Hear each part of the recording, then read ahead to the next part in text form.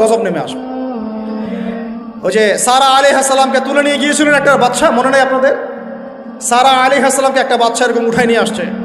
আর সারা আলাইহিস সালাম সবচেয়ে সুন্দরী মেয়েদের একজন ছিলেন পৃথিবীর ইতিহাসে, ইব্রাহিম আলাইহিস সালামের স্ত্রী।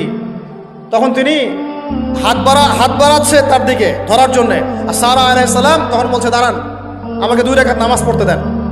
2 রাকাত নামাজ পড়ে তিনি আল্লাহর কাছে হাত তুলে বলেন, আল্লাহ তুমি জানো আমি আমার সতীত্ব, আমার ইজ্জত, আমার সম্মান আমার স্বামী ছাড়া আর কারোর সামনে কখনো প্রদর্শন করি নাই। আজকে এই জালেমের হাত থেকে আল্লাহ তুমি আমাকে বাঁচাও। ওই দিকে ইব্রাহিম আলাইহিস সালামও নামাজে দাঁড়িয়ে গেছে। ওই জালেম বাদশা যখনই হাত বাড়ায় হাত অবশ হয়ে যায়, মাথা ঘুরে পড়ে যায়। 3বার 4বার চেষ্টা করেছে, তারপর পারে নাই। শেষে বলেছে, তোমরা আমার কাছে কাকে নিয়ে আসছো, নিয়ে যাও আমার সামনে থেকে। পরে উল্টা হাজারা আলাইহিস সালামকে হাদিয়া সহ দিয়ে পাঠাই দিচ্ছে। একটা মেয়ে